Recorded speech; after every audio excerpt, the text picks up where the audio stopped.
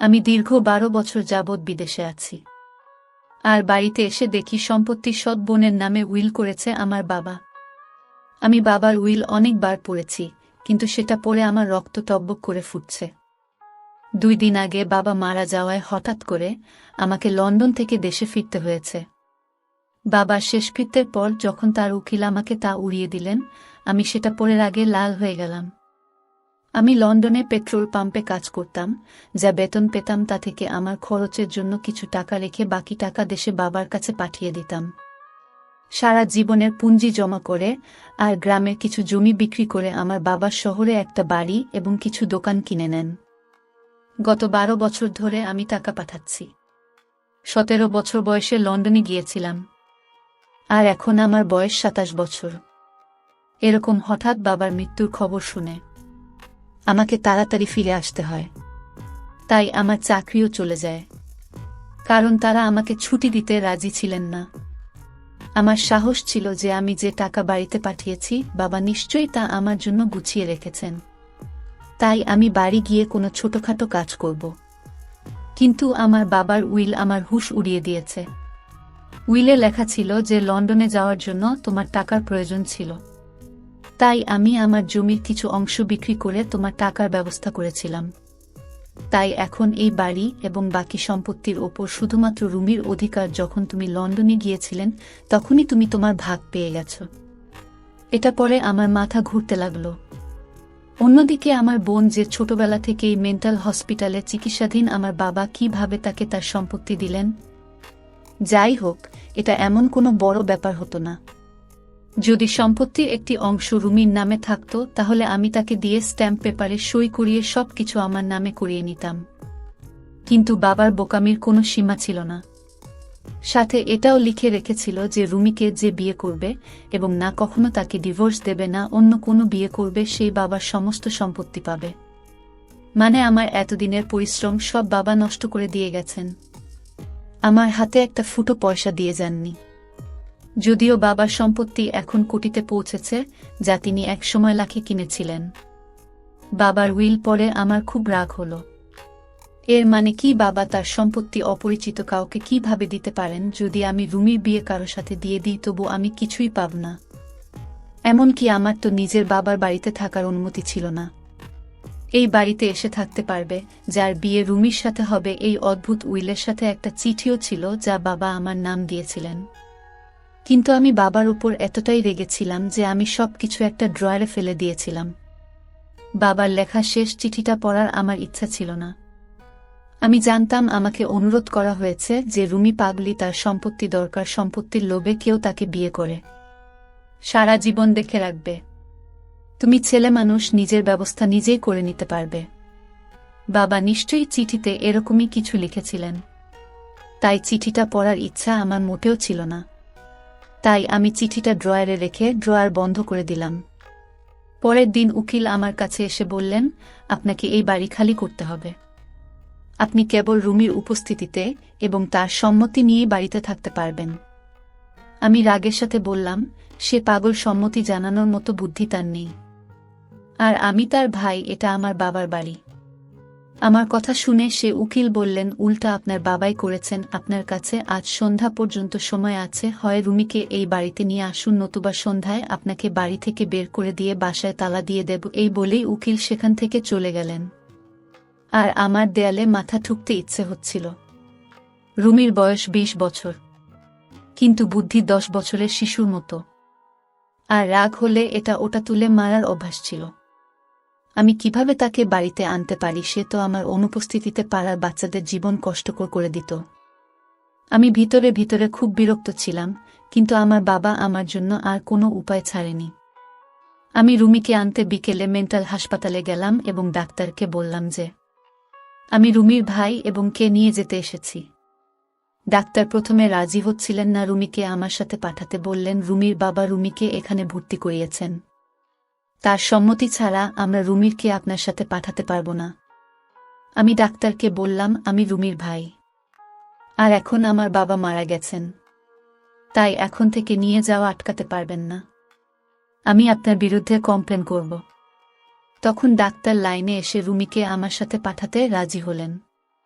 Doctor আমাকে কিছু কাগজপত্রে সই করালেন এবং নার্সকে বললেন রুমিকে নিয়ে আসতে। কিছুক্ষণ পর একটি খুব সুন্দরী মেয়ে তার লম্বা খোলা চুল নিয়ে দাঁড়িয়ে আমার দিকে তাকিয়ে রইলছে। আমি 10 বছর পর তাকে দেখছি এবং তাকে কোনো অ্যাঙ্গেল থেকে পাগল বলে মনে হচ্ছিল না। একে দেখে কেউ পাগল বলতে পারবে না এবং এর সৌন্দর্য দেখে চোখ সরাতে ভুলে যাবে। আমি তাকে 10 বছর আগে দেখেছিলাম। সে তখনও সুন্দর ছিল, কিন্তু এখন তার গায়ের রং আরও ফুটে উঠেছে। সে আমার দিকে মায়েরই চোখে তাকিয়েছিল। ডাক্তার বললেন, তোমার ভাই তোমাকে নিতে এসেছে, তুমি এখন তার সাথে বাড়িতে থাকবে। এই কথা শুনে কেন জানি না তার মুখ ফ্যাকাশে হয়ে গেল। সে বলতে লাগলো, আমি শুধু বাবার কাছে যাব, বাবার কাছে ছাড়া আর কারো কাছে যাব না, সবাই আমাকে মারে। আমিও কি তাকে আনতে চেয়েছিলাম? বাধ্য হয়ে ওকে বাড়িতে নিয়ে আসতে হচ্ছে। বাধ্য হয়ে আমি রুমির সামনে গিয়ে বললাম, রুমি, আমি তোমার আশু দাদা, ভালো করে দেখো, আমাকে চিনতে পারবে, আমি তোমাকে বাবার কাছে নিয়ে যাব। কিন্তু আপাতত তোমাকে আমার সাথে থাকতে হবে। বাবা বাইরে গেছেন, ফিরে এলে তোমাকে বাবার কাছে নিয়ে যাব। আমি মনে করিয়ে দেওয়াতে সে আমার দিকে মনোযোগ দিয়ে তাকাতে লাগলো। হয়তো তারা আমার কথা মনে পড়ে গিয়েছিল। তাই হঠাৎ রুমির খুব খুশি হয়ে বলল, আশু দাদা। আমি বললাম, হ্যাঁ, তোমার আশু দাদা। তারপর আমি পকেট থেকে চকলেট বের করলাম, যা দেখে ওর চোখ চকচক করে উঠল। আমি বললাম, রুমি, আমার সাথে চলো, আমার কাছে এরকম অনেক চকলেট আছে, আমি সব তোমাকে দিয়ে দেব। আমার কথা শুনে সে আমার হাত থেকে চকলেট নিয়ে আমার সাথে যাওয়ার জন্য রেডি হলো। আমি প্রথমে ওকে বাজারে নিয়ে গেলাম এবং ওর জন্য কিছু সুন্দর পোশাক কিনলাম। আমি এটা করছি কারণ উকিল আসার আগে ওর চেহারা কিছুটা ঠিক করতে চেয়েছিলাম। কিন্তু ফিরে যাওয়ার সময় একটা খেলনার দোকানে রুমির চোখ আটকে গেল এবং সে বলল, আশু দাদা, আমার খেলনা চাই। সে আমাকে আশিস না বলে আশু দাদা বলে ডাকত। আমি তাকে খেলনার দোকানে নিয়ে গেলাম। ভেবেছিলাম একটা খেলনা নেবে, কিন্তু সে অনেক খেলনা নিতে শুরু করল। কিন্তু আমার পকেটে এই মুহূর্তে এত টাকা ছিল না। তাই রুমিকে আদর করে বললাম, এখন একটা নিয়ে নাও, কালকে আমি তোমাকে অনেক খেলনা কিনে দেব। কিন্তু সে জোর করতে লাগল। তাই আমি রুমির উপর রেগে যেতে লাগলাম। আমি ওর কাছ থেকে সব খেলনা কেড়ে নিয়ে রেখে দিলাম এবং ওর হাত ধরে ওকে জোর করে গাড়িতে তুলে বাসায় নিয়ে এলাম। সে বাচ্চাদের মতো জোরে জোরে কাঁদছিল। 1 ঘন্টার মধ্যে ওর পাগলামি দেখে বিরক্ত হয়ে গেলাম। আমার মৃত বাবার উপরে রাগ হতে লাগলো। না জানি কেন সে আমাকে এমন বিপদে ফেলে গেলেন যে আমাকে তার দ্বিতীয় স্ত্রী, পাগলি মেয়ের দেখাশোনা করতে হচ্ছে। রুমি আমার সৎ মায়ের প্রথম স্বামী সন্তান। আমার বয়স যখন 10 বছর, তখন আমার মা এই পৃথিবী ছেড়ে চলে যান এবং আমার বাবা আবার বিয়ে করেন। আমার সৎমা যখন এই বাড়িতে কনে হয়ে আসেন, তখন তিনি তার মেয়েকেও সঙ্গে করে নিয়ে আসেন, যে দেখতে একদম জাপানি পুতুলের মতো হলেও একটু পাগলি ছিল। আমার বাবা আমাকে বলেছিলেন, রুমি, তোমার বোন, এখন থেকে তোমার বোন মনে করো। কিন্তু আমি রেগে বলেছিলাম, এই মেয়েকে আমি বোন মানতে পারবো না। আমি তো আমার সৎ মাকে না, আমার বোনকে কখনো পছন্দ করতাম না। মা মেয়ে দুজনের সঙ্গে কথা বলতাম না। খাবার খেয়ে হয় রুমে যেতাম, না হলে বন্ধুদের সঙ্গে বেরিয়ে পড়তাম। স্কুল থেকে ফিরে এটাই আমার রুটিন ছিল। আমি মা এবং মেয়েকে অবহেলা করতাম। কিন্তু সুহানা নামের মেয়েটির প্রতি তখন থেকে ঘৃণা অনুভব করতে শুরু করি। যখন আমার নিজের বাবা আমার চেয়ে তাকে বেশি ভালোবাসতেন, তিনি তাকে কোলে নিয়ে এমনভাবে ঘুরতেন যেন সে তার নিজের মেয়ে। আর আমি সৎ, যখন আমি বাবাকে এসব করতে দেখতাম, রাগে আমার রক্ত টকবক করে ফুটত। একবার আমি আমার খেলনা নিয়ে খেলছিলাম, তখন সে আমার খেলনা নেয়ার জন্য জোরাজুরি করতে শুরু করলে আমি তাকে বলেছিলাম, খবরদার আমার খেলা স্পর্শ করবে না। তখন সে জোরে জোরে কাঁদতে শুরু করে। তাই আমি ওর মুখে জোরে থাপ্পড় মারলাম। আমার থাপ্পড় এতটাই জোরে ছিল যে সে ছিটকে পড়ে গেল। এমন সময় আমার বাবা ঘরে ঢুকেছিলেন। এটা দেখে আমার সৎমা আমার দিকে ঘুরতে লাগলেন আর বাবা আমাকে খুব জোরে জোরে থাপ্পড় মেরে বললেন, এই নিষ্পাপ শিশুর গায়ে হাত তোলার সাহস তোর কিভাবে হলো? ব্যাস, তারপর থেকেই আমি সুহানাকে ঘৃণা করতে লাগলাম। সময় যত গড়াতে লাগলো, এই পাগলের প্রতি আমার ঘৃণাও বাড়তে থাকলো। তারপর 17 বছর বয়সে আমি আমার পড়াশোনাকে বিদায় দিয়ে বাবার কাছে যে কটরতে লাগলাম যে আমাকে লন্ডন যেতে হবে। আমার এক বন্ধু তার বাবার সাথে সেখানে গিয়েছিল। আমিও তাদের সাথে গিয়েছিলাম। আমার কাছে কোনো ডিগ্রি ছিল না, তাই পেট্রোল পাম্পে আমি কাজ করতাম। এখন 10 বছর পরে এসে দেখি আমার নিজের বাবা আমার পরিবর্তে তার সৎ মেয়েকে সবকিছু দিয়ে দিয়েছেন। সে এখনও আমার সাথে জেদ করছিল, তাই আমি তার উপর খুব রেগে গেলাম। তাই আমি তার মুখে টেনে চড় মারলাম। কিন্তু এই থাপ্পড়টা যে আমার জন্য এত বড় সমস্যা হয়ে দাঁড়াবে তা আমি জানতামই না। সে জোরে জোরে কাঁদতে লাগলো। বাসায় এসেও তার কান্না থামছিল। কেন যে আমি তাকে থাপ্পড় মারলাম। সন্ধ্যা হয়ে গেছে, উকিল সাহেব যে কোনো সময় বাসায় পৌঁছে যেতে পারে। এবারও আমার রাগ হচ্ছিল যে কেন আমি ঝামেলাকে থাপ্পড় মারলাম। আমি রুমির কাছে এসে বললাম, রুমি, কালকে আমি তোমাকে অনেক খেলনা এনে দেব, এখন চুপ করো। কিন্তু সে ছোট বাচ্চার মতোই কাঁদছিল। আশুদা খারাপ, সে আমাকে থাপ্পড় মেরেছে। কাঁদতে কাঁদতে বলল, আমি বাবাকে বলবো, তাকে বাড়িতে আসতে দাও। এ পাগলিটা জানেও না যে বাবা মারা গেছে। অনেক কষ্টে আমি ওকে চুপ করালাম। 2টো চকলেট খেয়ে সে চুপ করে গেল। তারপর আমার কথায় সে মুখে হাত দিয়ে কাপড় পাল্টে নিল। চুপ থাকলে ওকে খুব সুন্দর লাগত, কেউ তাকে দেখে পাগলি বলতে পারবে না। কিন্তু ছিল তো সে পাগলি। ওই যাই হোক, উকিল বাসায় পৌঁছে রুমিকে জিজ্ঞেস করতে লাগলো যে তোমার প্রতি আশুর ব্যবহার কেমন। এ কথা শুনে রুমি আমার দিকে তাকালে আমি ভয় পেলাম যে সে হয়তো বলবে যে আমি তাকে থাপ্পড় মেরেছি। সে বলতে লাগলো, আশু দাদা খারাপ। এই কথা শুনে আমি হতবাক হয়ে গেলাম। তারপর সে বলল যে আমাকে খেলনা এনে দেয় না।